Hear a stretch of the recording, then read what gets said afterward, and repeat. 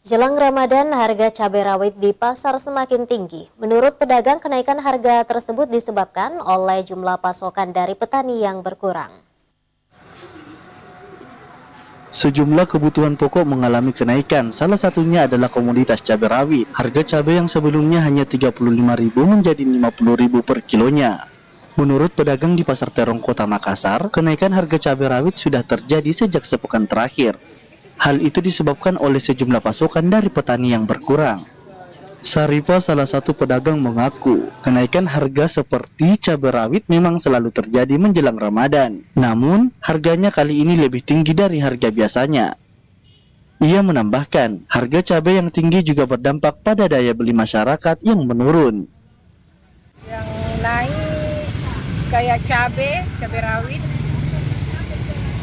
kentang, kol, cabai merah.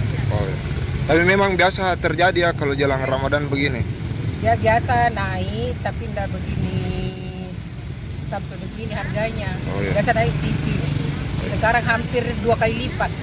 Kalau cabai rawit mungkin sekitar ada 1 minggu. Dari harga berapa ke berapa? Dari 35 sampai sekarang 50. Oh, 50. Ia menambahkan, harga cabai yang tinggi juga berdampak pada daya beli masyarakat yang menurun. Harga tersebut diperkirakan akan bertahan hingga Lebaran Aidil Fitri 2023. Wahyu Saputra, Celebes TV.